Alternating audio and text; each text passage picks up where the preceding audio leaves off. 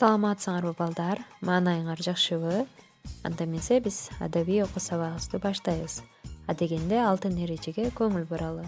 Берилген маалыматты кунт коюп угабыз, калган маалыматты эсибизге тутабыз, берилген тапшырмаларды өз убагында аткарабыз. Бүгүнкү сабагыбыздын темасы көпөлөк. Балдар, кунт коюп угуп отурабыз, берилген суроолорго жооп беребиз. Көпөлөк Тимурдун терезесинде көпөлөк жашачу. Ал болсо башка көпөлөктөрдөн айырмаланып турар эле. Көпөлөк былтыркы күздө түшкөн кургак жалбырактардан жасалган болчу.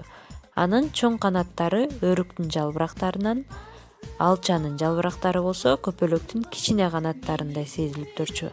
Денеси талдын жалбырактарынан. Ал эми муруттары болсо карагайдын ийнесинен жасалган.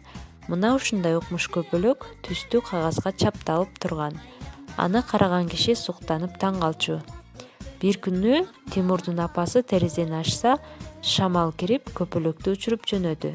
Тимур аны колу менен тосуп алам деп кургак жалбырактан жасалган канатын сындырып алды. Байкуш бала ыйлагысы келип аябай ызаланды.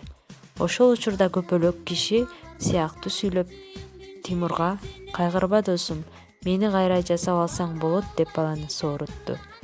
"Сен эшикте көзүндө түшкөн жалбырактардан көп терип келип, канаттарымды оңдоп, кайрадан жасагын." Муну уккан Тимур сүйүнүп, жалбырак чогултканы короого чуркап чыкты. Бир аздан кийин үйүнө келип, түстүү кагаздын үстүнө терип алган жалбырактарды канат кылып чаптады. Мына эми көпөлөк жаңы жасалган канаттарын кагып уча баштады. Балдар, суроолорго жооп беребиз. Тимурдун көпөлөгү эмне үчүн башка көпөлөктөрдөн айырмаланып турчу эле? Көпөлөктүн сынган канатын кимдин кеңеши менен кантип кайра жасап алды? Көпөлөктөр жөнүндө эмнелерди айтып бере аласыңар? Аларды сүрөттөп айтып көргүлөчү. Келгиле эми балдар, көпөлөк деген ырды чогуу окуйбуз. Кон көпөлөк, учуп кетпе көкөлөп. Жыпар жутту гүл жыттап, бирге ойнойлу экөөлөп. Айтсам тилди албайсың, ар кыл гүлдү тандайсың. Эне көрүп баарысын, эркөлөөдөн талбайсың. Ай көпөлөк, конгон учпа көкөлөп.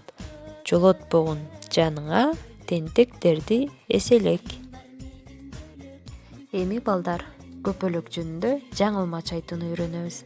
Адегенде жайыраак, андан кийин бат-баттан айтууга машыгабыз. Анда эмесе баштадык. Көк көпөлөк көргүн деп көрсөтүп, көңүлдү көтөрөт. Көңүлдү көтөрүп, көк кызыл көйнөгүн көп кызга көрсөтөт. Эми балдар, бат-баттан айтып көрөлү. Көк көпөлөк көргүн деп көрсөтүп, көңүлдү көтөрөт. Көңүлдү көтөрүп, көк кызыл көйнөгүн көп кызга көрсөтөт. Балдар, үйгө тапшырмасы: көпөлөк деген аңгемени көркөм окуйсуңар. Ал эми көпөлөк деген ыр менен көпөлөк деген жаңылмачты жаттайсыңар.